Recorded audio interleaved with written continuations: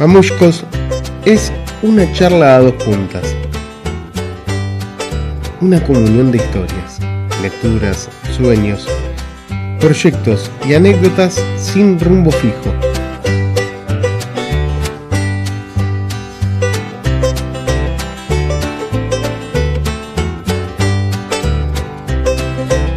Bueno, muy buenas noches, buenas tardes, buenos días, mamushkos. Programa, Episodio 14. Buenas creo que noches. 14, creo que estamos en 14. Hoy estamos adicionando un espacio nuevo en Mamushkos, muy contentos por este nuevo espacio de la columna de cine. Sí, queríamos hacer tener una columna de cine, pero con características especiales, ¿no? Que no sea una típica Podemos columna. hablar de cine, pero hasta cierto punto. Yo de una escala de un 0 a un 10 puedo hablar hasta un 3. Así que queremos llamar a alguien que Claro, sepa, que admiro, sin puedo ponerle hablar. presión tampoco, ¿no? Para poder mantenerlo como una charla. Pero la idea desde Mamushkos es siempre motivar a la lectura, motivar en este caso, a ver películas. No ir por los canales habituales, ¿no?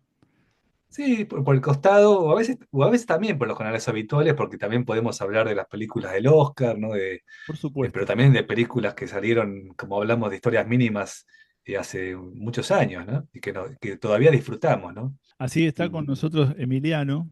exacto. Entonces, Emiliano Gelicier es licenciado en Letras por la Universidad de Buenos Aires. Es un crítico de cine, trabajó en revistas como Otro Campo, hizo también Otro Campo estudios sobre cine. También se desempeña como docente en la Universidad del Cine, así que es un lujazo tenerlo acá y también en otras universidades nacionales de las artes. Hizo un documental que a mí me gustó mucho sobre un escritor, él después me va a corregir lo que me equivoco aquí, pero sobre el relato prohibido de Carlos Correas, que fue en el año 2012. También sacó un libro junto a Gonzalo Aguilar sobre Borges y el cine, que se llama La Cámara Opaca. Acá siento que le estoy embarrando, Emiliano, pero vos me vas a corregir No ahora. estás opacando, no, para nada, está Ok. perfecto, está todo, Y todo más bueno, que bien. Emiliano además es un gran amigo, es baterista de jazz, es un tipo, Bueno, es un polifacético, es padre también, es hincha de Boca también. Así que me ¿Cuántas preocupa, cosas? me preocupa, Emi, que no, y también Fer, que la gente empieza a pensar que no invitamos a gente que no es hincha de Boca, ¿no? sí, mucho hincha de Boca, es verdad. Pero bueno, Emiliano, buenas tardes, buenas noches, buenos días. Buenas, buenas, buenas. No Sí, sé si saludé, pero gracias por la presentación. ¿cómo te gustaría presentarte a vos? ¿Qué te sentís que sos?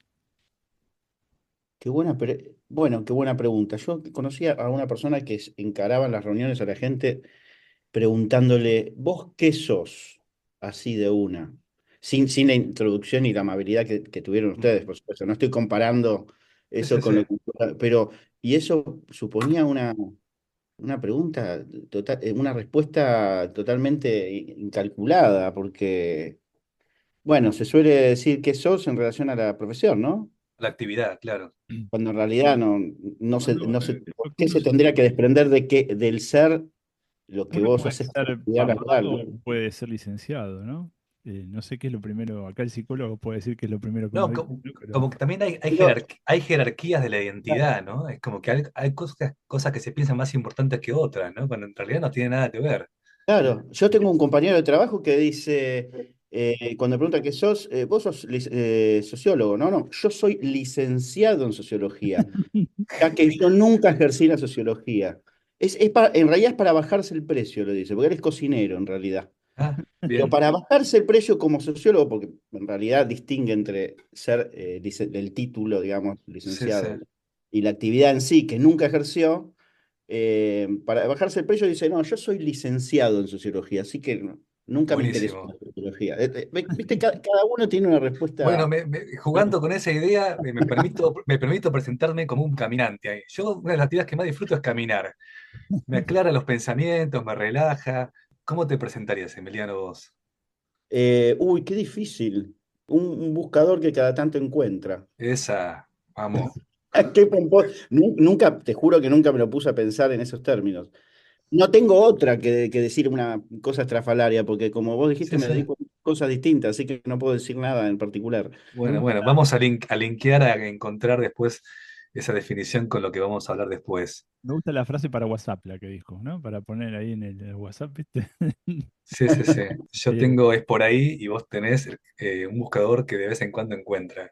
Emiliano, ¿cómo nace tu acercamiento, tu amor o tu pasión, no sé, vos lo definís, con el cine? Bueno, como la de casi todos, tiene, como la de casi todos en la infancia, digo, la de casi todos, y sobre todo en la época, empezamos viendo cine en salas de cine, ¿no? Entonces implicaba ver una película, el cine, y a la vez ir a un lugar, una salida, un espectáculo, una golosina, ir con amigos, es decir, un Tu combo de primer, cosas. Entonces se despertó en esas salidas al cine en el barrio o en el barrio aledaño, que era Ramón Mejía, yo soy de Aedo. yo No me me acuerdo, acuerdo exactamente de la película, porque hay películas que le tengo medio en ensoñaciones, no recuerdo cuáles son, pero sé que eso te existieron. iba a preguntar, Emi, ¿qué película te acordás que viste de chico?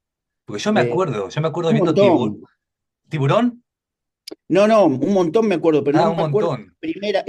la película primigenia, sé que Sí, sí. existió y no me puedo acordar nunca Yo, cuál es. yo Tampoco te dije tiburón porque era como un momento Sagitario, Sagitario, porque yo dije, yo estaba pensando tiburón, porque la que yo me acuerdo es tiburón, que vi una sala de cine al lado de una iglesia, la iglesia San Alfonso en Salta, y ahí vimos tiburón y me cagué de miedo.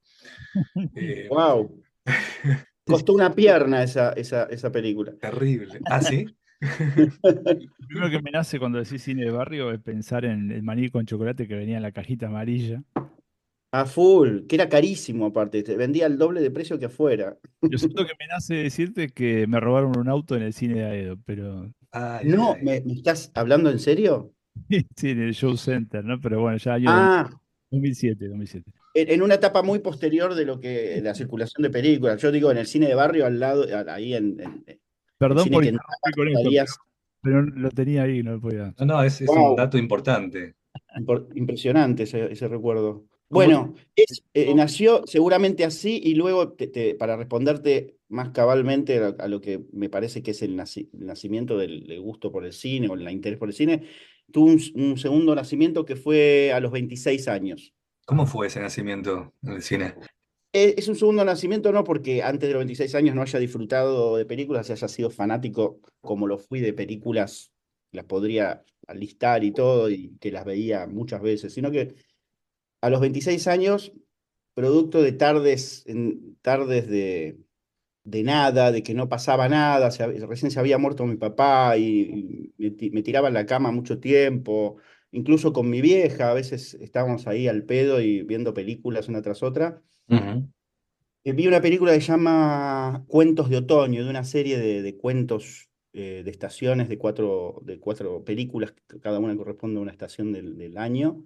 Esta se llamaba Cuento de Otoño, de un director francés que se llama Eric Romer, Qué lindo. Y eran que películas que... algo tiene que ver con la directora de la película que elegí para hablar hoy, si es que llegamos a hablar, ¿no?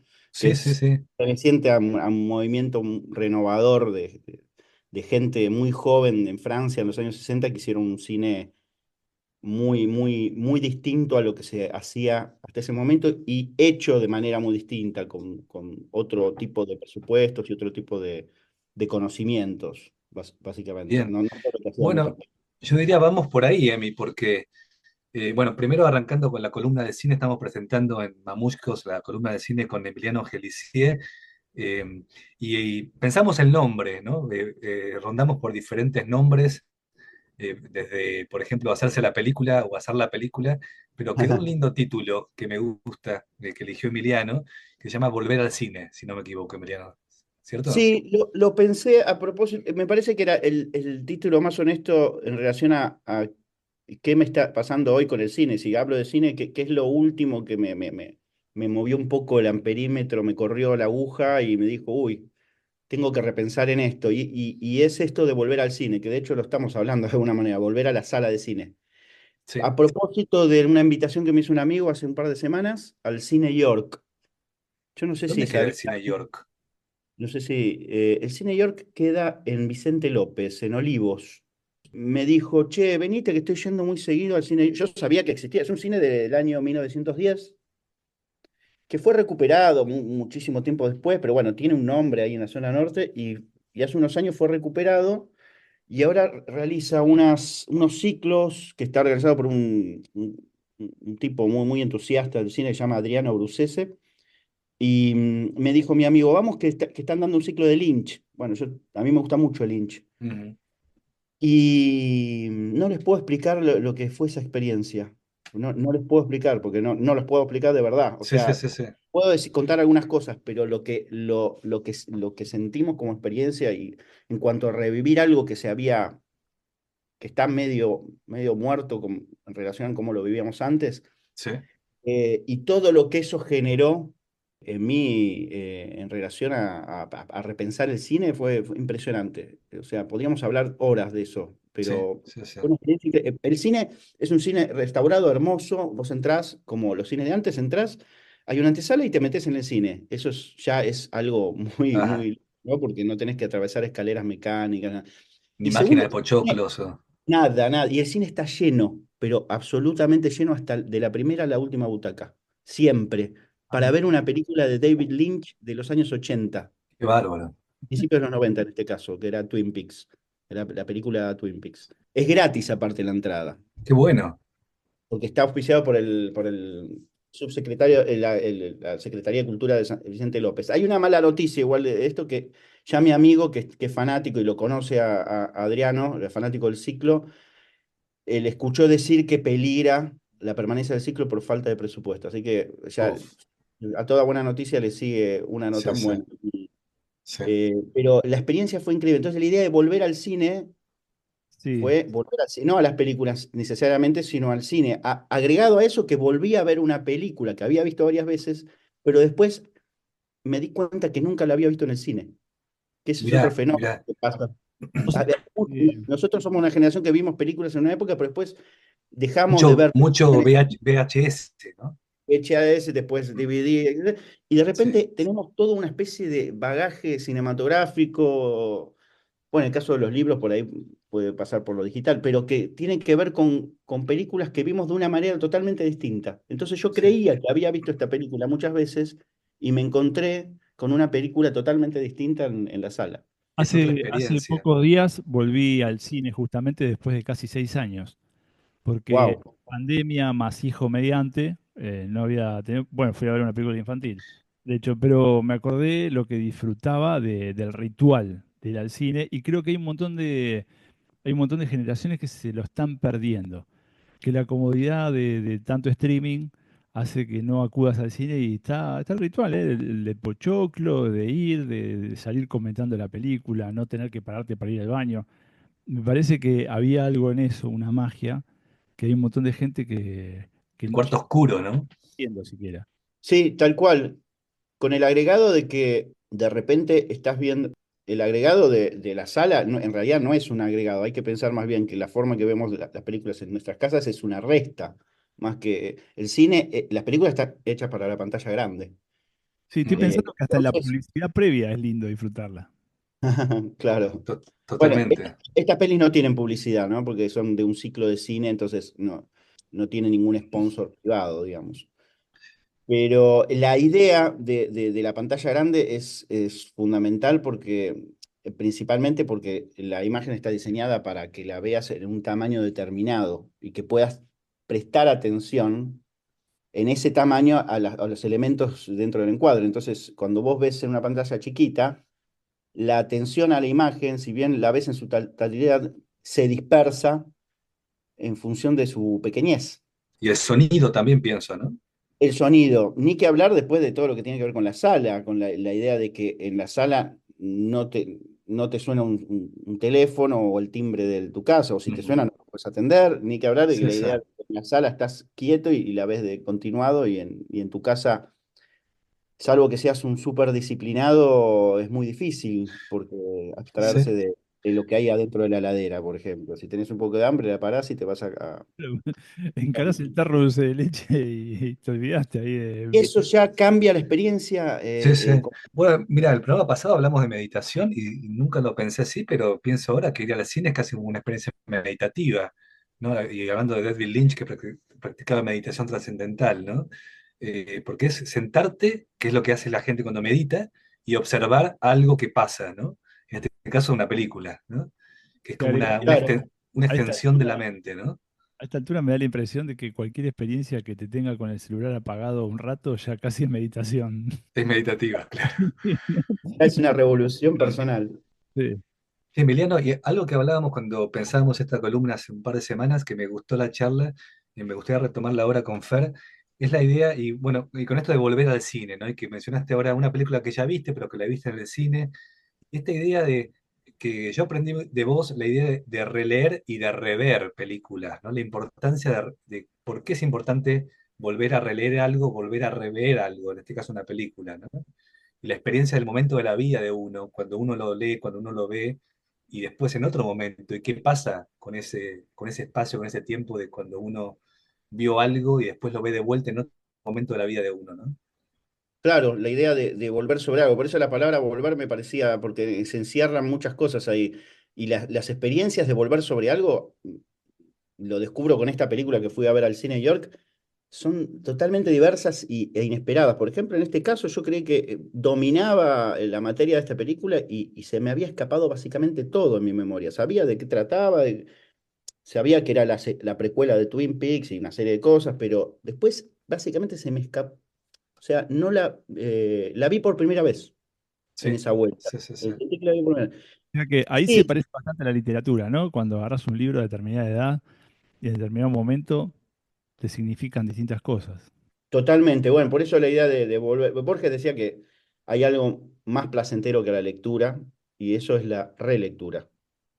Es Claro. decir, la relectura es el momento donde te volvés a encontrar con eso, pero ya pisando firme, con un conocimiento de la materia y pudiendo tener la libertad de elegir qué es lo que te interesa de eso que lees, Sí, haciendo sí, tu sí, sí. propio recorrido, ¿no? La primera lectura como algo, un camino que haces medio a tientas, a ciegas, y cuando termina eso, volver sobre ese camino para ver que, para nadar como un pez en el agua, ahí, ¿no? Sí, sí, sí, sí. Puede Para tener recorrer muchas el... aristas esa frase, pero él siempre decía eso, la relectura es mucho mejor que la lectura. Entonces, Sí. está buena la idea, ¿no? Porque es como una idea de Me placer acuerdo porque cuadrado. me habías dicho también con la relectura, yo tengo, mi ansiedad me dice que la relectura es mala porque pierdo de leer otras cosas, pero me acuerdo, vos me transformaste, Emiliano, en decir que cuando relees, volvés a buscar algo, ¿no? Volvés con un foco de decir, bueno, vuelvo a releer esto pensando en algo en particular que estoy buscando, ¿no? Pensando en la búsqueda que hablabas, ¿no? Exacto. Y me gusta eso también pensando en la película también, ¿no? Cuando uno busca qué canciones aparecen, qué diálogos aparecen, o la búsqueda del personaje, ¿no? Hay cuestiones a buscar, ¿no? Aparte estás relajado Sí, porque es un mundo que conoces en un punto, entonces ya te enfocás en otras cosas. es como Claro, una segunda cita. exacto, estaba pensando eso, sí. Puede tener terceras, cuartas, quintas e infinitas citas, Eh, pero básicamente vos cuando conoces a alguien o conoces algo, después sabiendo sobre qué podés subrayar más y sobre qué podés enfatizar y Sí, sobre sí, qué sí. mejor no tocar, podés disfrutar muchísimo más Ujú. y maximizar eso que estás haciendo, en el sentido de que qué es lo que vas a buscar ahí. ¿Una simple percepción de algo que está afuera o algo tuyo que va al encuentro con la cosa, ¿no? Entonces ahí vos Y si vas esa a una cosa. segunda cita, y si vas a releer, y si vas a rever una película es porque te gustó, ¿no? Además, sí. Para seguir con esa analogía en la que me metí Sí, sí, sí. un poco temerariamente. Sí, sí, sí.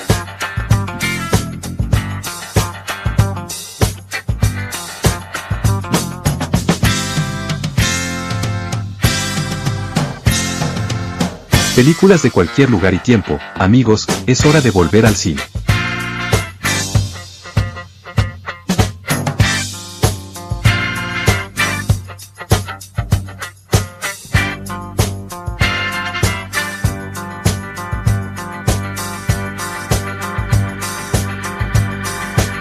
Sí, nos mandaste una película, nos querés contar y ya mencionaste anteriormente que estaba vinculado a una de las primeras películas que te acordás también viendo con tu mamá, ¿no? Y el cine francés.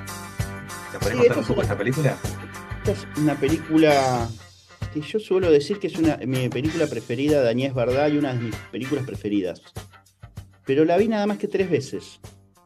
la peli. Y la vi muy distante en el tiempo y nunca la analicé demasiado ni leí sobre ella. Es raro lo que me pasa con esta película, que es como, tuvo un impacto tan grande cuando la vi, que me queda mi relación con ella, nada más. Es decir, no como en otros casos que, no sé, cuando vi El Ciudadano de Orson Welles, que leí muchísimo y la analicé, incluso di clases Ajá. sobre... Esta película ni siquiera la pasé en un ciclo de cine, ni que yo suelo dedicarme a hacer ciclos, ni Ujú. tampoco di clases sobre esta peli. Es algo raro. Entonces la fui a ver de nuevo, a ver qué me pasaba.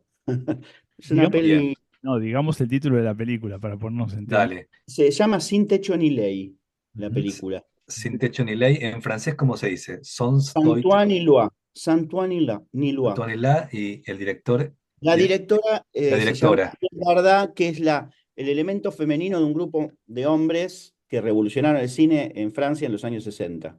Esta es Agnès una Varda. película que ella, eh, mirá qué loco, porque ella es la primera que estrena una película de ese grupo, siendo mujer, Mirá, ¿no? Es la primera, pero es la única mujer de ese grupo. Estamos hablando yo de la una, vi esta semana, me gustó, me impactó. estamos hablando de una película de 1985, ¿puede ser?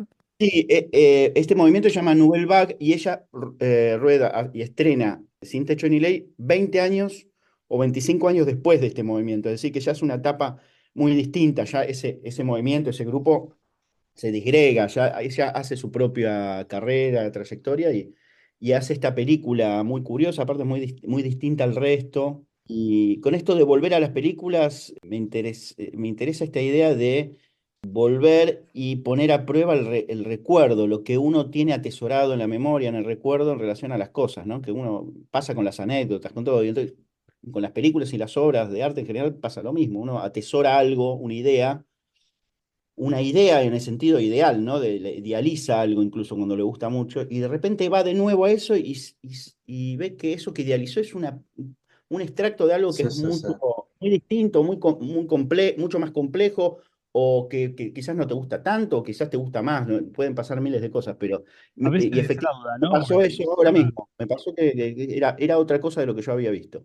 Que a veces la revisión con los años defrauda por ahí una película, un libro, ¿no? Como, o no, o al revés, pero me ha pasado de sentirme defraudado por algunas películas que he visto, o que, bueno, era adolescente, qué sé yo, me gustaba. Esta película, yo no soy especialista en cine, puedo hablar de lo que me gusta y lo que no me gusta. Me llevó a dos películas.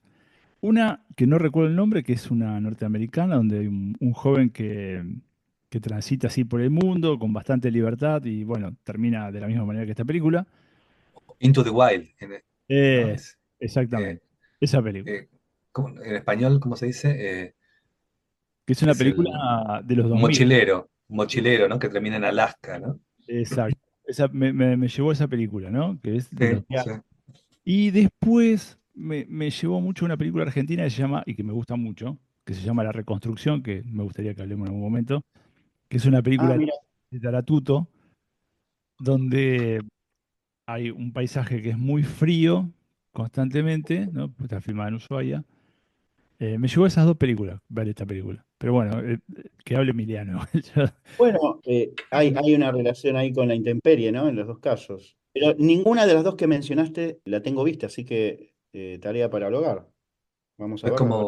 como sinopsis, es una joven mochilera, podríamos decir hoy en día, pero deambulante por Francia, ¿no? Si no me equivoco. Arranca con, no quiero espolear para gente que la va a ver, pero arranca ya como crónica de muerte anunciada, diciendo el final, y después se va reconstruyendo la historia a partir de los testimonios de los que la conocieron, ¿no? A mí me llama Claro, dos cosas de la protagonista, ¿no? O de la película. Una es que la protagonista es poco carismática, no se hace querer. Eso es raro, en eso es general. clave, ¿eh? Lo que estás diciendo me parece clave. Y después que no sabe mucho de ella. Larga apenas cositas en algún momento de la película, pero casi que no conoce su pasado. Eso también me llamó la atención.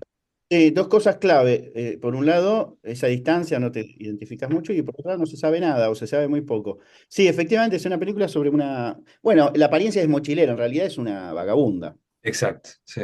Con una mochila que va a un pueblo del sur de Francia, bien veraniego, pero a diferencia del resto, no va en verano, va en invierno, cuando ya Fuera de los temporada.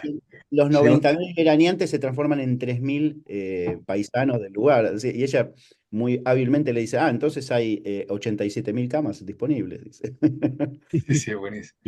Y efectivamente, sí, es una vagabunda que no spoileás nada si decís que empieza con su muerte la película, porque la Exacto. película es una escena muy cruda sobre un cadáver Y se va y armando de ahí.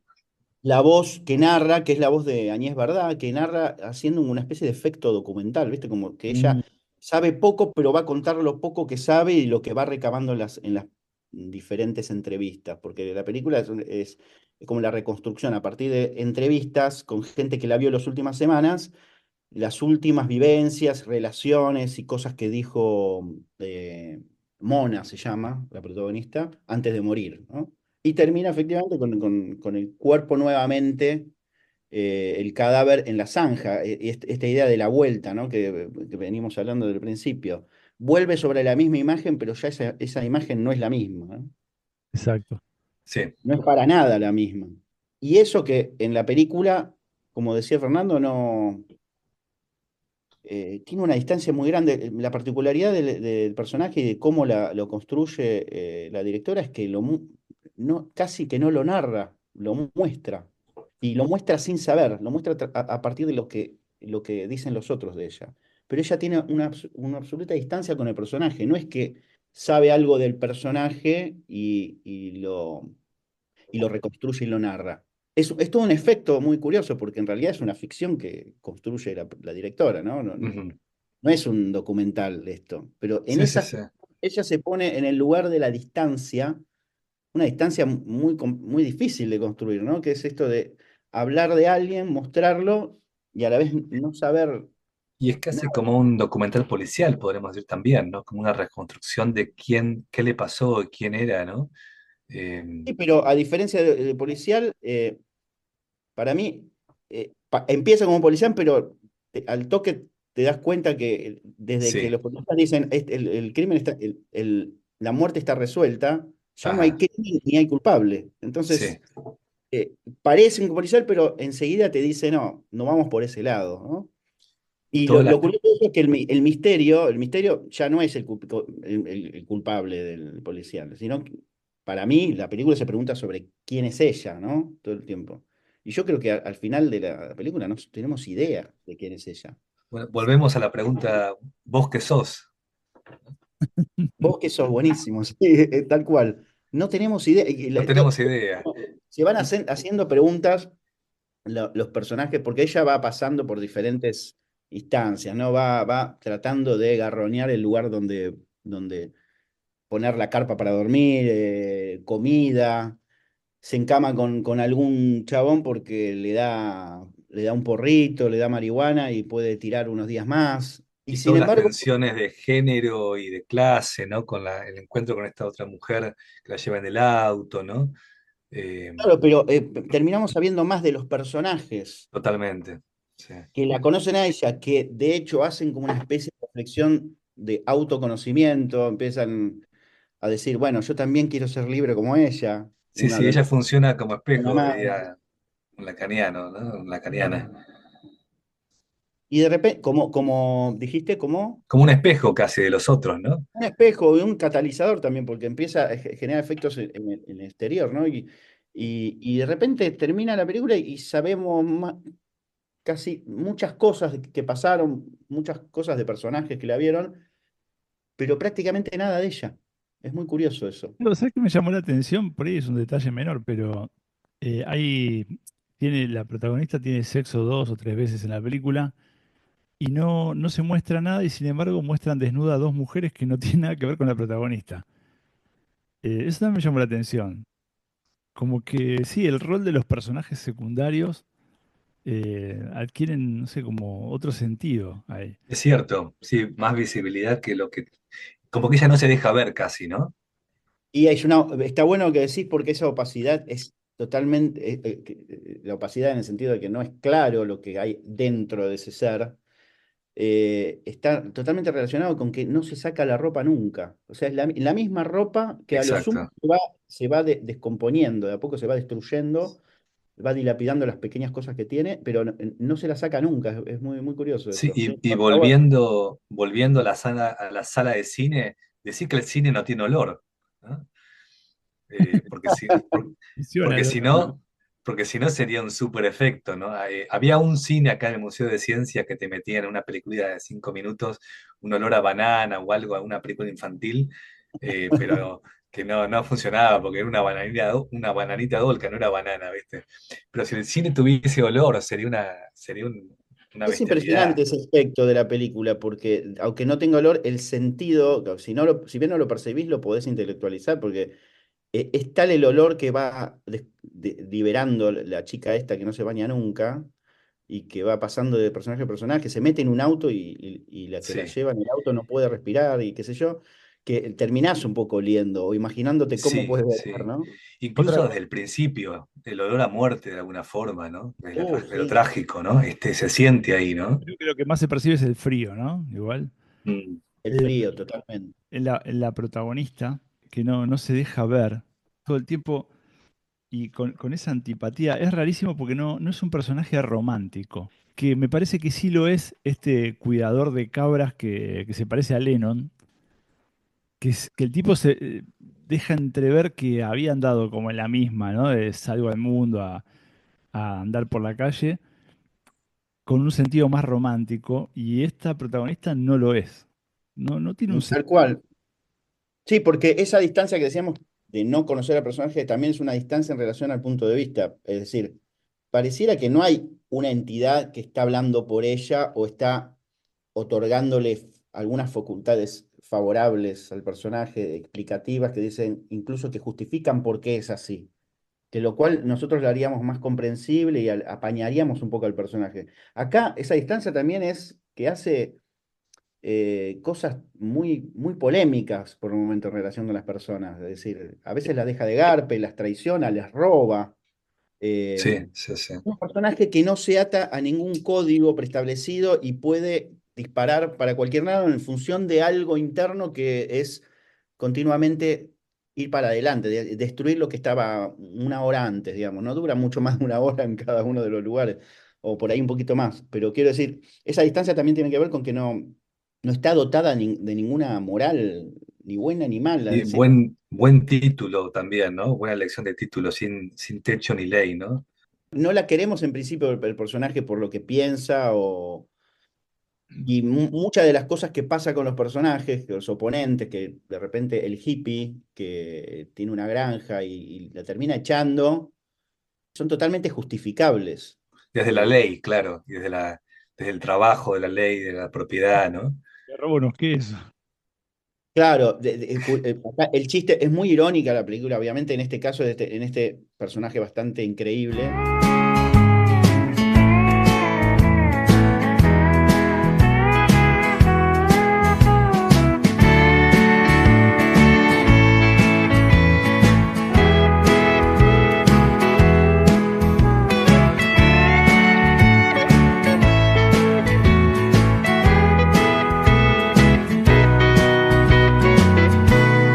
Mamushkos. Estamos con Emiliano Gelicie hablando de la columna de cine de Mamushkos. Estamos estrenando esta columna que se llama Volver al cine. Estamos hablando de la película de los años 80, Sin techo ni ley, y hablamos de el personaje tan interesante, ¿no? Esta joven que deambula por Francia en época de baja temporada. Continuemos la exploración, la búsqueda de este personaje, ¿no? Habíamos dicho que se encuentra con diferentes personajes que le van dando alojamiento o trabajo, etcétera. Y hay uno que tiene un costado bastante, si se quiere, caricaturesco para mí, que es el del hippie, este que parece haber realizado el proyecto de los años 60 de Flower Power y todo eso, de irse a vivir a la granja, pero ya en el año 85 en otra instancia de la historia, ¿no? Y le veo un costado bastante irónico ahí. De hecho, bueno, ellas se confrontan con diferentes formas de haber resuelto el problema de la sociedad, ¿no? Porque la sociedad es una mierda, es injusta, es esto, lo otro. Y este filósofo, entre comillas, que bien intencionado, por supuesto, que tiene una familia, hay muchísimas ovejitas o chivitos, Bastante hinchado las pelotas por momento el tipo, ¿no? Como diciendo, bueno, bastante echado a la pelota y aparte de cumple la el rol. tierra, hay que trabajar acá. Y aparte se pone la gorra en un momento y la Hola, echa porque no labura. Termina siendo el padre burgués que le dice al chico, al hippie, que no escuche más rock and roll y se ponga a laburar. sí, Eso es gracioso, pero no deja de decir algo que es como algo que es un eje en esas reflexiones que aparecen con los diálogos, que es la cuestión de la libertad, ¿no? Porque se habla, no sé si es el tema de la película, yo no diría, pero sí es un motivo muy importante, la idea de la libertad. O el primer adolescente con el que se encuentra dice, yo quiero ser como Mona, mamá, déjame ir, quiero ser como Mona, quiero ser libre, ¿no? Y el tipo este, el filósofo chacrero, le dice, no, pero la confronta con una cosa muy rusoniana, ¿no? Le dice, le opone libertad a sociedad, ¿no? El contrato social y le dice, la libertad te lleva a la muerte directamente. No existe la libertad primero. Y esa idea de libertad total te lleva a la muerte, te lleva a la disolución, porque los seres humanos somos sociales, ¿no? La pura libertad, la falta de códigos, y de códigos de relación y de necesidad de relación. Y creo que en definitiva es lo que le pasa al personaje. No es un personaje necesariamente nihilista o que no cree nada o que no tiene ninguna acción de voluntad, sino que no tiene el rasgo social. No respeta, no sé si no tiene rasgo social, pero no respeta ninguno de los valores sociales que hacen a convivir con el otro, porque incluso los tipos más caídos del catre, que son el grupo esos de squatters, de vagabundos que hay con los que se junta un rato, tienen algún tipo de objetivo, robar. Hay uno que le dice, vamos a hacer cine porno a no sé qué ciudad, es decir, tiene algún objetivo X. Y ella, sin embargo, rompe incluso con ese grupo. Si no se engancha con ninguna, y volviendo al- Y tengo una impresión, perdón, que sí, sí, cuando se engancha con el que hace cierta empatía es con el, no sé si es marroquí, ese señor que estaba solo y que tenía a los otros sí, sí, compañeros de trabajo que vivían hacinados, que eran como seis tipos en un lugar, que van a ver a la familia y no la aceptan por mujer. Es claro. interesante eso, porque es un personaje que es como una especie de... Es un personaje que es verdad, tiene ese costado étnico, cultural, que él no lo quiere, no la quiere echar, pero los amigos sí, pero después es como una especie de un otro en la película, ¿no? Que cuando le toca hablar, no habla. Bueno, y eso es interesante cómo puede generar vínculo con una persona, pero cuando hay grupo, y ahí pienso en lo social que mencionás, se desengancha, ¿no? Y cuestiona, ¿no? ¿Cómo no me dejas quedar? Ahora que vienen tus amigos, ¿no? Y incluso el hippie, este filósofo, casi como un señor feudal, ¿no? Porque le ofrece la tierra, le ofrece protección, trabajo, y no, gracias, es como que no necesito tu protección, ¿no? Que su actitud de rebeldía es son corazas de protección, ¿no? Como mujer, como vagabunda, ¿no? Sí, pero no, digamos, la idea de que no hay ley, ahí está suponiendo que se revela contra algo, pero ella le habría ofrecido sembrar patatas en la tierra. Ella misma va contra sí misma al desoírse a sí misma y decir, no, yo con esto Ya. no quiero hacer nada. Ella se pone a leer un libro en vez de ponerse a sembrar. La idea de la no ley es muy radical en esta película. Es mucho más radical que la forma de solución que tuvo el hippie sobre la sociedad burguesa, por decirlo de manera pomposa, y es muy radical en relación incluso a los pares de Mona, que son squatters también, pero tienen algún sistema de legalidad propio. Ella va en contra de la ley porque va en contra de sí misma, va siempre deshaciendo lo que en principio dice que va a hacer.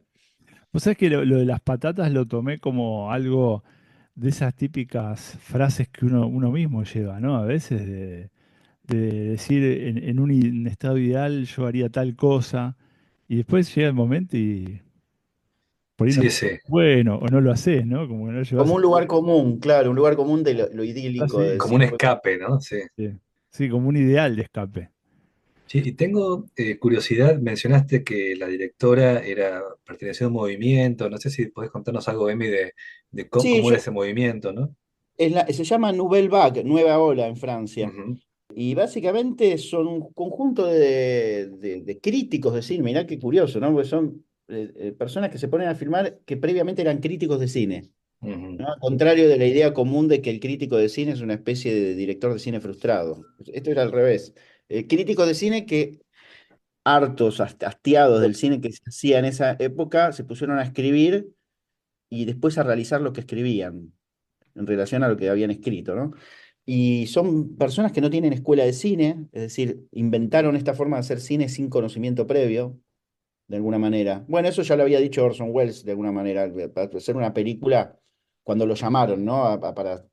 Para filmar, era el director de teatro, y dice, filmar una película se aprende en 2 días, empuñar una cámara y dirigir actores.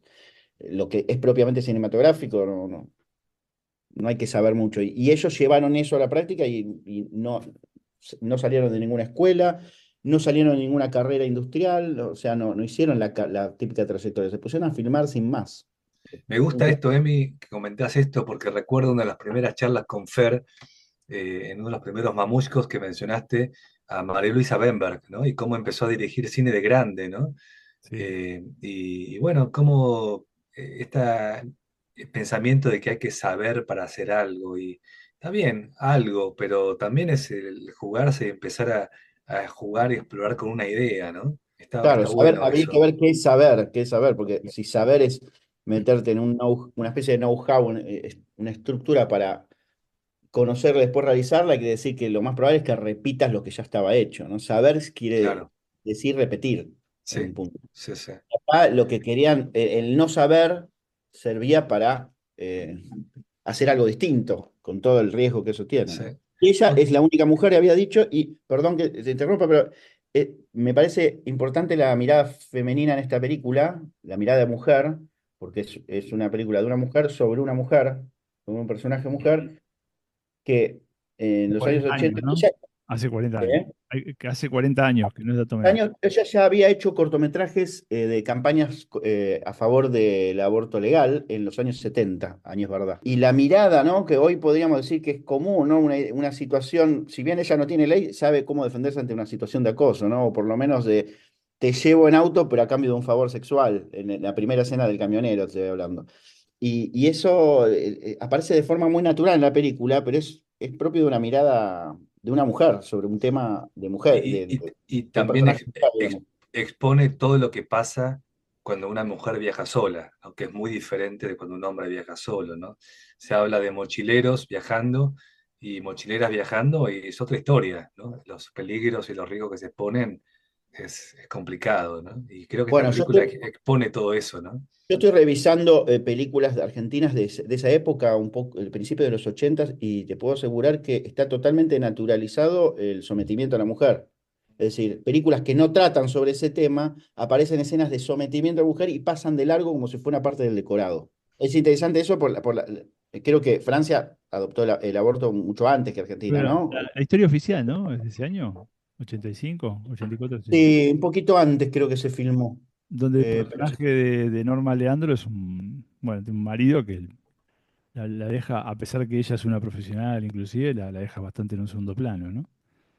En el trato. Claro. Sí. Sí, sí, cosas que aparecen como reproducciones de lo que es, cómo se tratan esos temas en esa época. Ni siquiera una película que tiene una mala leche, me imagino, en relación a eso que vos decís, Fernando. No, Incluso claro. las películas de Aristarain, vos ves las relaciones maritales, cómo trata, y no tiene una mirada más jodida de que lo dice la época, pero sin embargo, vistas hoy, te sorprenden mucho, ¿no? Sí, Y, me hiciste acordar de Plata Dulce, año 82. Yo soy fanático de esa película. Y el personaje de Julio Gracia le pega un cachetazo a la hija. Después le tira con una pantufla, algo de eso también por la cabeza. Sí, la hija, sí, recuerdo perfecto esa escena y es tremenda porque él es un padre amoroso al mismo tiempo Sí. y la va de padre amoroso en la película. Sin embargo, Una la cachetada película que está habla de otra cosa, ¿no? Aparte. y que habla de otra cosa. Está bueno que decir porque aparecen como parte de las escenas cotidianas o costumbristas Ujú. y pasan, esas escenas pasan, ¿no? Pasan como si no estuvieran tematizadas, como si fueran parte del contexto, digamos. Sí, Exacto. sí, sí. Pasó con las películas de Aristarain, que quizás son de las mejores películas de la época, pasa lo mismo. O sea, te diría que podríamos hablar un rato largo de ese tema, porque es muy interesante, porque tiene que ver con volver a ver esas películas también y qué ves cuando volvés a verlas, ¿no? Otra cosa que me llamó la atención de esta película, que no sé si fue solamente una percepción mía, es la vi a la película pensando que era una película de la década del 70 y después me encuentro con que era una película del año 85 y no me quedó claro si realmente era así o estaba hecho adrede. Aparece un Citroën 12B en un momento, que me encantó verlo, y aparecen autos así como muy de los 70. Pero, Entonces, perdón, pero yo nunca sabía mucho Citroën de ese estilo. ¿En los 80? Sí, Yo sí, creo no, me dio la impresión de que eran más viejos aún, pero No, creo nacieron mucho antes, pero yo creo que mi viejo tenía un 12B. Bueno, está bien, estamos en Argentina, no en Francia, pero que sí. se usaba mucho el Renoleta, Peugeot, ¿no? 12B, después vino el 13B, pero yo creo que todavía había, sobre todo en la zona rural, donde estaba todo. Sí, sí. No estamos en Francia de París, es Francia al Ujú. costado del camino, en el sur, encima en el sur de Francia, lugar bastante relegado. Me parece que es una película muy ochentas igual. En eso está bueno lo que acotás porque es muy poco setentas y es muy ochentas, en el sentido de hay que barajar y dar de nuevo, ¿no? Ponés este personaje neutro, mirado de una forma neutra, ¿no? Esa muerte al final, Sí, esa frialdad para transcribir la muerte. Y todos esos discursos que pasan y que sin embargo ella les da una pincelada de su autodestrucción y los deja atrás, ¿no? Y hasta morir, ¿no? Porque a ella le avisan que se va a morir así. Y que es muy ochentas, me parece, ¿no? El fin de ese proyecto emancipador de las revoluciones juveniles de los sí, 60. sí, sí. Ese descontento empieza en los 70, pero este me parece una película muy casi de la caída del muro, aunque todavía faltan unos años, ¿no? Previo, previo. Os tengo que decir que estoy muy contento yendo al formato, ¿no? A la cáscara de este espacio, de volver al cine, a la columna del cine con Emiliano Gelici. Estoy muy contento con este espacio. Creo que es algo que siempre, cuando empezamos Mamushka, me imaginé y el verlo en algo concreto me pone muy contento y me pregunto en qué va a derivar esto. No sabemos, pero bueno, empezamos, vamos a ver. Pero también en Mamushka vamos por temas por el borde, por el costado y volver a una película que yo no conocía y que los oyentes seguramente no conocen tampoco, o algunos seguramente sí, siento que estoy aprendiendo muchas cosas también, ¿no? Y también aprender a ver el cine, ¿no? Desde el sentido de, desde la charla surgen preguntas, surgen observaciones, está buenísimo, ¿no? Porque es todo tan rápido hoy en día, que hablamos al principio de ver una película de casa, verlo en el cine, que requiere un detener, un observar y un preguntar que está un poco perdido, yo creo, hoy en día, ¿no? Con esto de venir de las plataformas, también lo que me citaba un amigo era que se empezó a filmar, por ejemplo, en Argentina, muy parecido a como se filma afuera, que se perdió un poco la autenticidad de lo que tenía el cine nacional en base a lo que requieren las plataformas, ¿no? Desde la edición, la forma de las tomas. Entonces, está bueno volver a este tipo de películas que responden por ahí a una época, ¿no? A una corriente. Sí, porque a la vez, inevitablemente la película te lleva al presente. Cualquier película del pasado te lleva ahora y cualquier momento de ahora te lleva al pasado. O sea, el link con el presente está siempre. Sí. Entonces, viste que nosotros hablamos mucho del presente a partir de hablar de una película de 85 que hoy, curiosamente, ayer, curiosamente, fue proyectada en el cine York. ¿Podés ¿Esta creer? película? Ah, Yo no sabía, cuando te propuse la peli, Mirá, no tenía idea que ayer se había proyectado. Una mirá. película muy vigente, igual, es considerada la mejor película de ella de ficción. O sea, eso es Ah, subjetivo. mirá. Es una película importante de ella. Y a su vez le ganó el primer Oscar honorífico a una mujer, ¿no? Le dieron un Oscar hace unos años antes de que falleciera, hace unos 5 años. Y le dieron el primer Oscar a una mujer, honorífico se lo dieron a ella. Y bueno, una pregunta que nos van a hacer seguidoras y seguidores de música, ¿de dónde se consigue la película? Así que si no la consiguen en ninguna plataforma o algo, nos escriben un email o un mensaje y se las mandamos por WeTransfer, que es como me la mandaron, no voy a decir el culpable, pero bueno, como me la mandaron. El pirata, el pirata. Pirata. un lujo, ¿eh? Eh, Sí, che, Bueno, que le gustó. ¿Pero les gustó? Eso no me dijeron. sí, sí, me gustó, a mí me gustó mucho. ¿La disfrutaron o les pareció como No, que no, no, yo la nada? disfruté. A mí al principio me costó, después la terminé entendiendo más. Aportó cosas nuevas.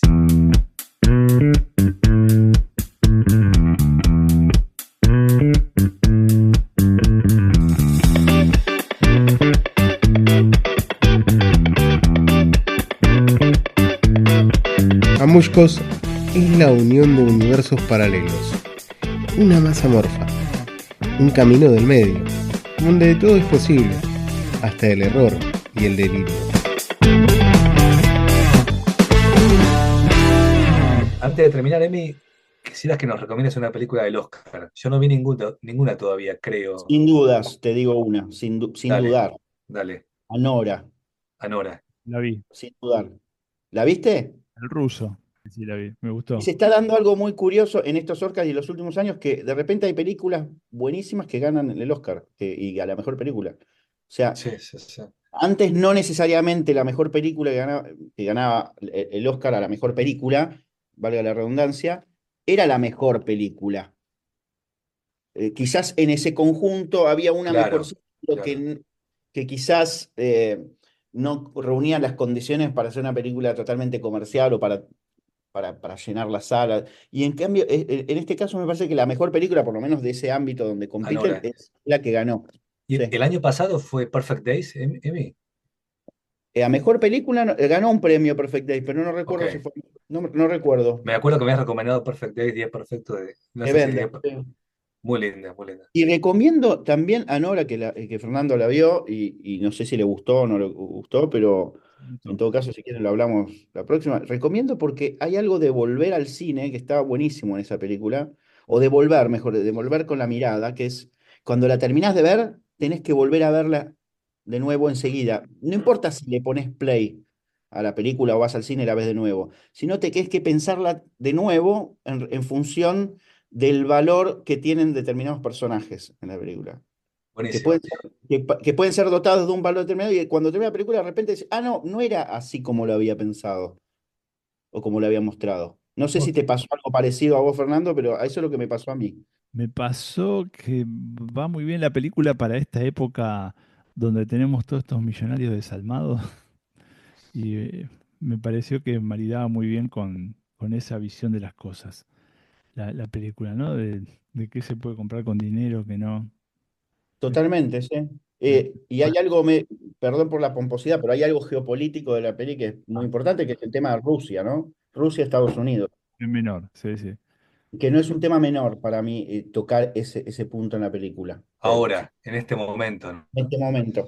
Entonces, se me ocurre, Emi, estamos hablando con Emiliano Gelicié en la nueva columna de cine de Mamushkos, Volver al cine, hablar de Anora en la próxima columna, en el próximo episodio, ¿te parece? Así le damos tiempo a los que nos siguen para que la vean. Yo tampoco la vi, así que quiero verla, pensarla y charlarla. Estaría buenísimo. Sí, Sí, Anora es de John Baker, que es un director americano que se hizo conocido en una película que se llama Florida Project. Fue muy, muy sonada en su momento. También les recomiendo que la vean. Y después hizo varias películas. La última era sobre un actor porno y ahora, bueno, con esta película sobre una prostituta que se enamora de un multimillonario, hijo de magnates, digamos. Pero la súper recomiendo porque es muy actual, en el sentido que ganó el Oscar, en el sentido de que esto que digo trata algunos temas interesantes para ver el presente político, digamos, y además es buena. Buenísimo. Y se me ocurre ahora, Emi, estoy delirando, ¿eh? Estoy delirando. En la próxima arrancamos con Anora y terminamos con un bloquecito de una película de volver a una película antigua. Antigua en el sentido de, como hablamos ahora de Sin Techo ni Ley, y para después dejarla picando, para después volver sobre esa película. ¿Te parece? Genial, me encanta. Bueno, me Buenísimo. pongan gusta, también, me gusta la idea que nos dé tarea para el hogar, como ahora, ¿no? Que nos manden un Espectacular. que diga, vean A, esto, que no lo verían de otra manera, ¿no? a laburar, flaco. Claro, Bueno, vos la vas a tener que volver a ver porque ya la viste. sí, no tengo Como el problema. pastor con las ovejas. Bueno, un lujo, Emiliano, muchísimas gracias. Che, muchas gracias, Emiliano, por venir. No, Nos al ponemos muy contrario, el contentos. lujo lo sentí yo, así que Dale. Gracias por invitarme.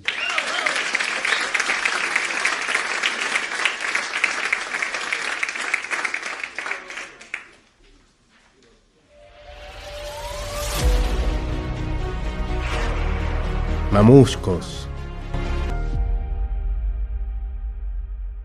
Argentina duele. Si me permiten hablar, si me permiten sentir, ya sé, vivo afuera, los de afuera somos de palo. Es como que mi país, donde nací, crecí, dejara de ser mío por haberme ido. Y quizás sea así, no sé. Quizás es cierto que nada nos pertenece, que hay que dejar partir, que hay que partir, partirse. Lo que sucede es que cuando algo duele, esté cerca o lejos, sea tuyo o no, no se puede evitar. No se puede evitar el dolor, la tristeza, la preocupación. Y es cierto que no todo duele, que no todo llega, me podrían decir. ¿Y por qué no te preocupaste cuando pasaba esto o lo otro? Como si uno tendría que sacar una caja de resonancia y sentir todo como si fuese una lef sentimental de todo y todas las situaciones. ¿Y quién les dijo que no me preocupaba? ¿Y a quién le importa si a mí me importa o no? Pero parece que el decir que algo me afecta, algo me importa, es un motivo para decirme que no estuve en otras, que antes no dije nada y que por eso se instala una sospecha en mi dolor, en mi queja, en mi voz. Y bueno, yo estoy acá, hablando, con una de las pocas cosas que me pertenecen, mi voz. Y si eso despierta sospechas, enojos, preguntas, que despierte.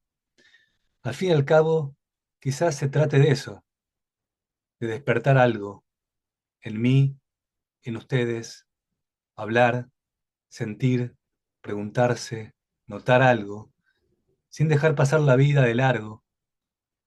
Cada uno siente lo que siente y no se puede andar pidiendo a los demás que piensen o sientan lo mismo. Y lo que pasó la semana pasada en Argentina duele.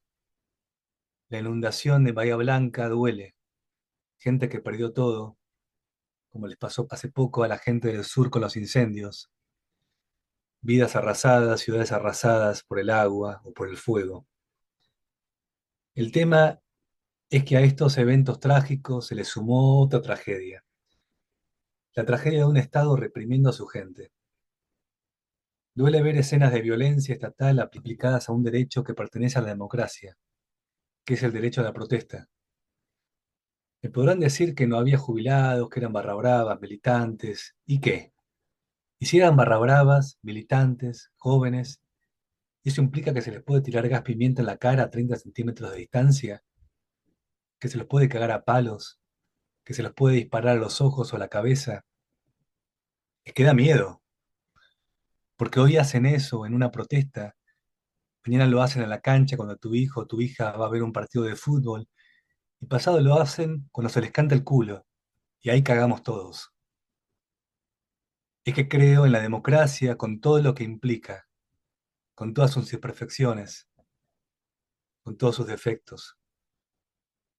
Pero solo desde la democracia se pueden arreglar esos defectos. Solo desde la democracia se pueden frenar los excesos y las violencias desde un Estado de derecho y no desde un Estado autoritario que decide y hace lo que se le cante. Destruir un país es acabar con las leyes. La economía tiene sus altas y sus bajas, ya lo sabemos. Depende de tantas cosas internas, externas, macro, financieras, etc. Pero las leyes y los derechos no. Solo dependen de nosotros, de que las defendamos cada día, de que nos recordemos que el no tenerlas pueden llevar a la pesadilla y al horror de lo que ya vivió este país y otros países durante las dictaduras. Entonces, ejerciendo mi derecho a voz como argentino, defiendo y protejo a mi país exigiendo el Estado de Derecho, denunciando los excesos de un gobierno elegido por el pueblo, y que más allá de que ese gobierno me guste o no, tiene la obligación de respetar la Constitución. Podría interpretar esta represión a los jubilados como un acto de revancha de un presidente que bien sabemos fue maltratado por sus padres. Esa revancha que vuelve y se generaliza hacia todos aquellos viejos que representan a su agresor. Pero ya sé que pueden tildarme de que esto es un reduccionismo psicológico, entonces prefiero ir al grano. Prefiero decir que es injusto que la jubilación mínima no alcance para un tercio de la canasta básica. Prefiero decir que está mal cobrarle por sus medicamentos a esos mismos jubilados a los que no les alcanza para comer, que es una violación a su derecho a la salud. Prefiero decir que estos dos hechos serían suficientes para hablar de una hipótesis de un plan de gerentocidio, como ya escuchamos hablar durante la pandemia cuando se dijo, morirán los que tengan que morir. Entonces, para terminar, quiero decir algo obvio, pero que es importante recordar, sobre todo cuando parecería que algunas cosas valen más que otras, incluso la vida de un jubilado, la vida de un joven, la vida de una ama de casa, la vida de una militante, la vida de un político, la vida de un estudiante, de una vendedora, un padre, un hincha de fútbol, la vida de un médico, de una médica, de un periodista, un fotógrafo, etcétera, etcétera, etcétera, vale. Y eso es lo que hay que cuidar. Y eso es lo que hay que proteger, la vida. Mamuscos. Pensaba antes de hacer, vamos a tener dos lecturas en este episodio de Mamushkos, y nosotros siempre grabamos el programa y después tarda unos días en terminar la edición, y pensaba que con la intensidad que tiene Argentina, quizá cuando salga el episodio quede viejo, ¿no? Como que puede pasar de todo en el medio. A veces no nos damos cuenta con la intensidad que vivimos las cosas. En términos de un mes y medio tuvimos de incendios en el Bolsón, la inundación de Bahía Blanca, algún caso de corrupción en el medio y ahora esta represión brutal de parte de las fuerzas de seguridad acá en el Congreso Nacional, ¿no?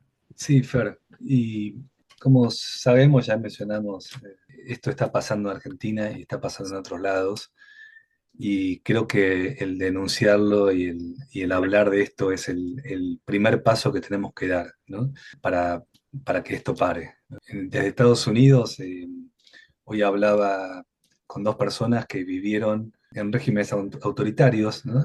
Uno de Europa del Este, durante el periodo del comunismo instalado en regímenes autoritarios, como pasó en Europa del Este, ¿no? Y después también en China. Y bueno, y decían estas dos personas que vivieron en esos momentos que la primera señal, y que la están sintiendo acá, es la censura, ¿no? Y la censura es cuando no te dejan pensar, cuando no te dejan decir lo que está pasando, ¿no? Y ese es un primer paso muy, muy preocupante, ¿no? Sí, la metodología de la violencia se utiliza de distintas maneras, ¿no? Uno lo ve en Twitter, por ejemplo, donde si hay una voz crítica, enseguida salen hordas de tuiteros agresivos de alguna granja de tuiteros maligna que salen a acusar, bardear, y eso mismo va actuando en la persona a la hora de expresarse, ¿no? Que la gente se empieza a autocensurar, prefiere no opinar antes de recibir agravios, pues bueno, no todo el mundo está preparado para recibir agravios de todo tipo en redes sociales. Y el otro paso es este, ¿no? El que hemos visto ya por televisión, ¿no? Del directamente palo, gas, empujón, balas de goma, muy al estilo la chilena, ¿no? Lo que había pasado, creo, con el gobierno de Piñera. Bueno, eso pensaba así en las protestas en Chile hace unos años, en la pandemia, apuntaban a los ojos. Es terrible, ¿no? Y están siguiendo los mismos pasos con un nivel de perversión muy alto, ¿no? Sí, y tenemos también fuerzas de seguridad que están poco preparadas para reprimir. Están poco preparadas para empezar. Y eso hace que a la hora de reprimir termine siendo mucho más violento, ¿no? Es un animal sacado prácticamente. Para que pase lo que pasó, me parece, la semana pasada, tiene que haber un mensaje. Hay reuniones previas, seguramente, en las fuerzas de seguridad antes de empezar un operativo. Es como me imagino como una charla técnica antes de un partido de fútbol, ¿no? Donde el técnico dice qué mensaje, cuál es la técnica, la táctica, todo. Y esas cuestiones pasan también en las fuerzas de seguridad y se ve claramente que hay un mensaje, una bajada de línea de, bueno, qué está permitido, qué se puede hacer y qué vamos a hacer, ¿no? Que un camión hidrante arranque dando vengan zurdos, da una señal de a dónde están apuntando, ¿no?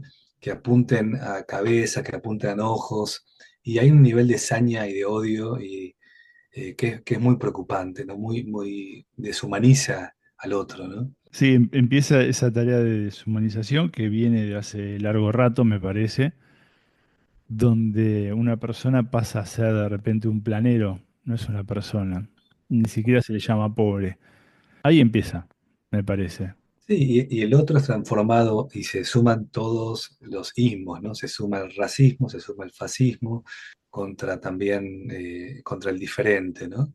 O la diferente. Entonces, es muy preocupante porque es toda una filosofía que empieza a imponerse también aquí en Estados Unidos, donde cuando el presidente dice que no se usa ya otros pronombres que no sea el he o el she, y es una aniquilación de un pronombre y una aniquilación del otro desde la palabra que es muy preocupante, ¿no? Pienso en la evolución que ha tenido la Argentina, por ejemplo, desde su educación. Hace 50 años, mayormente la gente iba a las mismas escuelas y todo el mundo más o menos se mezclaba en algún punto. Y ahora estamos en una situación de los últimos 20, 30 años donde con toda la creación de barrios privados y ese aislamiento que existe de una parte de la sociedad, hace de que haya gente que nunca se cruce en la vida. Y eso me parece que te genera también que no puedas entender al otro. Y esa falta de empatía es lo que termina generando así como una sed de odio y revancha. Me da la impresión. Sí, sí, hay como burbujas geográficas y burbujas tecnológicas también virtuales, ¿no? Que nos aíslan del poder hablar también desde la diferencia, ¿no? Y poder convivir y sentir al otro también, ¿no? Sentir cuando alguien, entender que es carencias que otra persona puede estar viviendo, ¿no? Las dificultades, el dolor, ¿no? Y eso lleva, no en todos los casos, ¿no? Pero son las condiciones para generar la deshumanización del otro, que es muy preocupante, ¿no? Porque genera lo que pasó, creo que la semana pasada, ¿no? Que si bien creo que mayoría de policías y gendarmes son personas que han crecido también en condiciones, estoy generalizando, pero situaciones por ahí de precariedad o algo, pero ¿no? Una división social, ¿no? Pensaba también que muchos de esos policías que estaban pegando ahí comparten el barrio con muchos de los reprimidos, ¿no? Mismas condiciones socioeconómicas mayormente. Estamos viviendo un momento particular y la verdad que si estamos hablando de esto era porque no nos queríamos hacer los boludos, ¿no? No solemos hacer un programa de agenda, pero hay veces que está bueno decir, bueno, estamos viendo una red flag, ¿no? Estamos viendo ahí una alerta y está bueno mencionarlo. Después cada uno elige pensar lo que quiere y Sí, y mamuscos también es esto, es también la libertad de ir a la deriva con los temas que nos afectan, que nos interesan, pero digamos, ¿por qué hablamos de esto? Me parece importante hablarlo para poder, primero decir lo que pensamos y poder, como dijiste, recién no somos los boludos, y desde nuestro granito de arena decir, bueno, paren con esto, ¿no?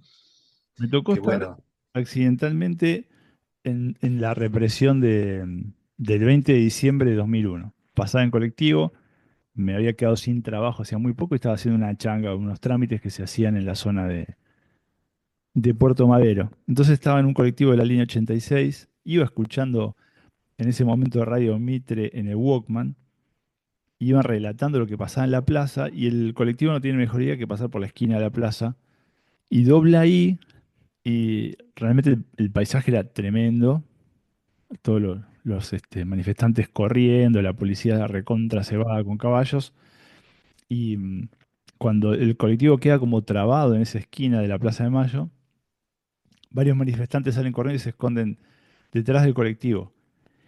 Y los policías que venían muy cebados apuntan con las escopetas hacia el colectivo y uno tuvo como el tino de hacerle bajar las armas porque se dieron cuenta que iban a disparar directamente al colectivo. Cuando se desmadra la cosa, me da la impresión, y cuando le sueltan un poco la correa a las fuerzas de seguridad, como pasó en el 2001 con Matop, que estaba a cargo de eso, que salió absuelto, pasan estas cosas, ¿no? Se ceban y empiezan a tirar de los pelos a la gente, empujarla, pegarle un balazo y darle palo con lo que sea. Bueno, en la plaza murieron creo que como 20 personas o más. Mm. Pero lo pude ver en vivo y en directo eso, y fue muy impresionante. Y uno que la verdad que yo no tengo ninguna clase de militancia, nunca me interesó ese tipo de cosas, pero entiendo el tipo que milita, entiendo el tipo que se pone la camiseta y va a protestar, y un montón de gente. Este país tiene una cultura enorme también de gente que sale a la calle sin ningún tipo de identificación política y se va a expresar. De hecho, en el barrio en el que vivo, que es en Recoleta, ese día después de la represión hubo cacerolazos, que me llamó la atención, pero también tiene eso Argentina, ¿no? Que tiene ese poder de expresión, que puede estar todo bien y en un momento se puede llegar a quejar, y me parece que es muy positivo. Y por eso también es que uno se alerta cuando ve estas señales de un gobierno que evidentemente no le interesa la democracia, creo que lo demostró desde el primer momento, con un plan deliberado de violencia y de amedrentamiento, básicamente. Cualquier esfuerzo de poder hablar de esto, de poder expresar el malestar, creo que aportan. Allá y bueno, lo pienso acá también en Estados Unidos, ¿no? Donde por ahí la protesta está como más organizada, más limitada. Estados están más limitados en qué grupos políticos hay en cada estado, pero creo que importa, ¿no? Que importa cuando desde lo virtual, desde poner el cuerpo en marchas, la gente sale a protestar por actos de justicia, ¿no?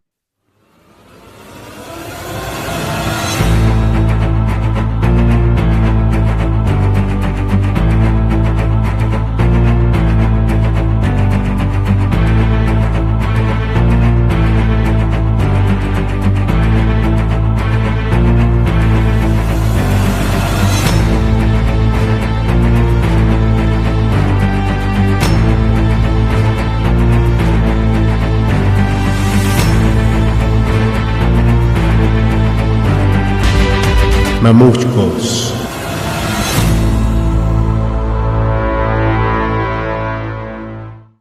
El fascismo argentino. En este espacio no solemos hablar del presente. Tratamos de manejarnos con una no agenda para no caer en temas que la realidad nos empuje. Evitamos que esa intensidad nacional nos arrincone a tratarlos. Pero lo cierto es que esta vez las cosas llegaron demasiado lejos. Y ciertamente es algo que se preveía podía pasar. Para contextualizar muy brevemente, hace pocos días hubo una marcha de jubilados, de esas que se realizan todos los miércoles. Fue anunciada con un acompañamiento de parte de hinchas de fútbol. Esto derivado de una marcha anterior en la que habían reprimido y maltratado a los viejos. Con este panorama ocurrió lo esperado. La ministra de Seguridad, Patricia Bullrich, desplegó de manera exagerada un verdadero ejército de fuerzas en la calle. Y no con la idea de reprimir disturbios exclusivamente, sino de promoverlos e incitarlos. Prueba de eso están los videos de un carro hidrante de la Policía Federal al grito de "vengan zurdos". También una patrulla abandonada casualmente en la calle, pronta para ser incendiada, o el paroxismo de la Operación Berreta, donde se ve a un federal pateando un revólver para plantarlo a la vista de todos. Como si fuera poco, el saldo terminó con muchos detenidos, la mayoría transeúntes o militantes que estaban marchando pacíficamente, y cero, enfatizo, cero barra bravas presos. En el camino, La bendita fuerza detuvo a unos menores de 12 años que estaban en búsqueda del transporte público. Entre tanto que pasó, el momento culmine de la jornada es el impacto en la cabeza de una cápsula de gas lacrimógeno al fotoreportero Pablo Grillo, quien por estas horas lucha por su vida. No sé si Pablo Grillo saldrá adelante, ya que el impacto le abrió la cabeza y sufrió pérdida de masa encefálica. Lo que sabemos es que de sobrevivir es posible que ya no sea el de antes. Apenas ocurrió lo de Pablo, la ministra Bullrich se encargó de decir que el fotoreportero era militante kirchnerista, que trabajaba en la municipalidad de Lanús con Julián Álvarez. Es notable el nivel de macartismo con el que se maneja la ministra. Y me gustaría pensar que es solo ella.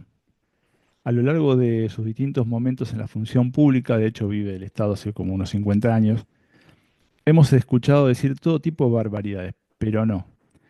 Hay un estado de cosas que hacen que esas palabras, más que un exabrupto, al pasar, sea casi una declaración de principios del presente. Pero no me quiero detener en el detalle de la jornada, que es algo que ha sido abordado en varios medios y de maneras diversas. Ni siquiera me voy a detener en tratar de explicar este presente mundial como un manotazo más del sistema para mantener el poder. Ni siquiera en esa sensación pre-triple A que se respira. El título que le puse a estas palabras es el fascismo argentino y tiene que ver con lo que nos pasa a nosotros. Internamente me refiero.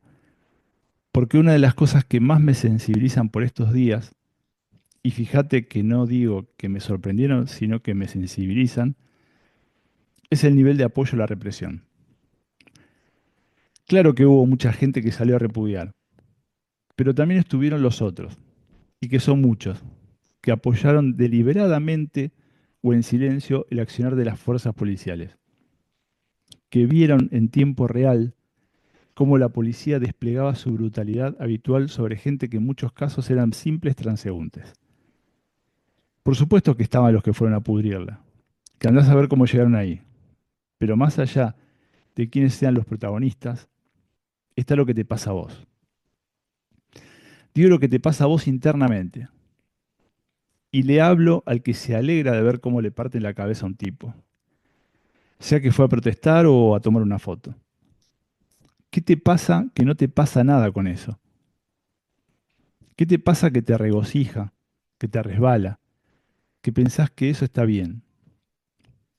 ¿Nunca te preguntaste por qué te pasa eso? ¿No te interpelaste a vos mismo o misma? ¿Qué te pasa con eso? ¿Tu familia no te dio el amor suficiente? ¿O solo estás repitiendo un sistema de pensamiento que viene heredado? O peor, ¿no estarás repitiendo un sistema de pensamiento implantado? Me lo pregunto porque me cuesta entender cómo en pleno año 2025 y con todos los avances tecnológicos donde se supone que nos harán la vida mejor y estamos rodeados de esos aparatos smart, el ser humano caiga frecuentemente en pensamientos del medioevo. Pero sí, hay tufillo fascismo, a caer nuevamente en esa cosa setentista del exterminio del otro. Nunca dejo de citar como dato no menor que en los años 40 en el país se dio el acto nazi más grande que existió fuera de Alemania. No sé si tiene que ver, pero lo menciono porque me parece un indicativo. El aniquilamiento del enemigo parece ser ese lugar donde está el paraíso, ese sitio donde se encontraría esa paz y felicidad anhelada. Está claro que la estigmatización ha sido llevada a niveles estratosféricos por los medios de comunicación, creando antagonistas ficticios. Pero te tengo una mala noticia. Ni esos supuestos enemigos son tales, ni en el caso hipotético de exterminarlos se acabarían tus problemas. ¿Te preguntaste si tu enemigo es realmente tu enemigo? La deshumanización también es parte de la estrategia. Claro está. Todo eso conforma este nuevo fascismo alimentado de redes sociales y fake news. Pero sigo pensando en vos. ¿Qué te pasa? ¿Qué te pasa cuando ves esas imágenes y expresás tu regocijo? ¿No tenés hijos, mamá, papá, hermano, amigos? ¿En tu religión no te enseñaron a amar al prójimo? ¿Tan vacío o vacía estás? Digo todo esto porque quiero que veas que las sociedades son más complejas, que no son simples dicotomías infantiles, que pensar así es más fácil, pero no resuelve ni aporta nada. que lo que te quiero hacer entender es que las sociedades se construyen con todos, con aquellos que no te gustan también. Y que esos enemigos pueden ser el médico que te atiende o el que te despacha la fruta. No es tan sencillo. Que existe el diálogo, las negociaciones y las divergencias, y que siempre va a ser así. Que no se resuelve eliminando al otro, porque en ocasiones tal vez el otro seas vos. Pensá para adentro, pensá en el amor y paciencia que te tuvieron los que te criaron, los que te formaron, los que te enseñaron. Pensá en esa enorme solidaridad que también tiene nuestro pueblo, y algunos se empecinen en enchastrarlo, que somos una gran nación.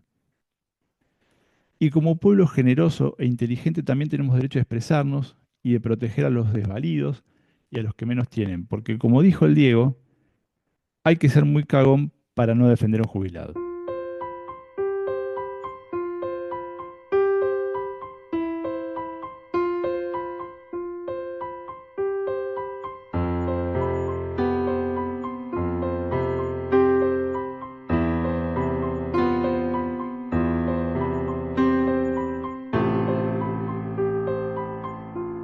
Mamuscos.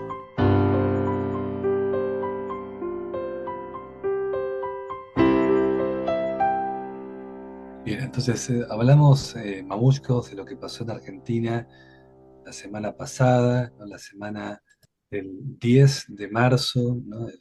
Específicamente miércoles 12 de marzo, con la represión a los jubilados y a las personas que apoyaron a los jubilados, que muchos hinchas de fútbol, seguramente algún barra brava también por ahí. Como dije en mi texto, soy de afuera, soy de palo, pero también leo noticias, escucho, me informo, hablo con gente de allá. O sea, no hay que estar en la marcha precisamente para saber de todo, pero bueno. Sí, no, y también está bueno el aporte también desde afuera, ¿no? No nos olvidemos que en la época de la dictadura se hablaba de la campaña anti-argentina, Sí, sí. ¿no? Cuando se criticaba desde afuera. Ojo con eso también. Y bueno, y nuestro deseo que en Mamuscos volvamos a hablar del cine, de la literatura, del fútbol, del Mundial 90 y otras cosas, pero bueno, Hemos tenido un gran columnista de cine hablando en el ese, episodio a- 14.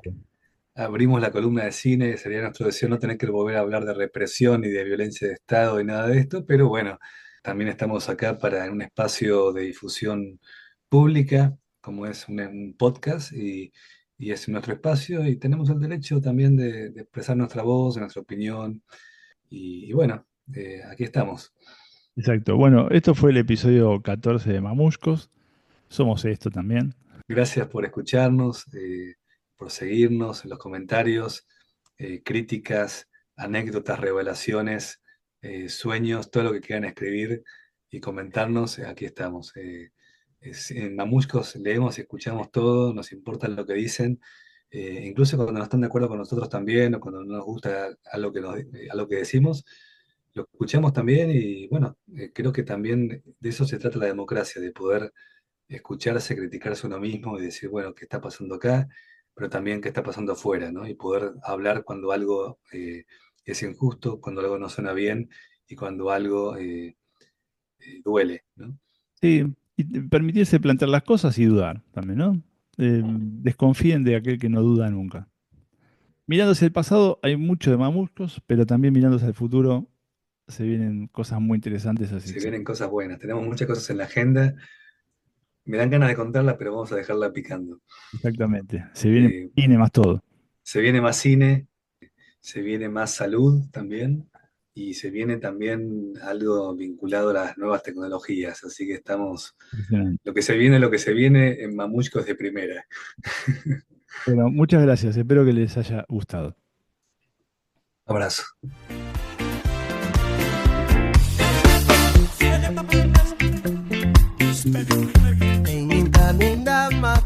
Mamuscos es un podcast producido, editado e ideado con mucho amor por Pancho Matorras y Fernando Pérez Juárez. En la locución, Ignacio Garaguzo. Mamuscos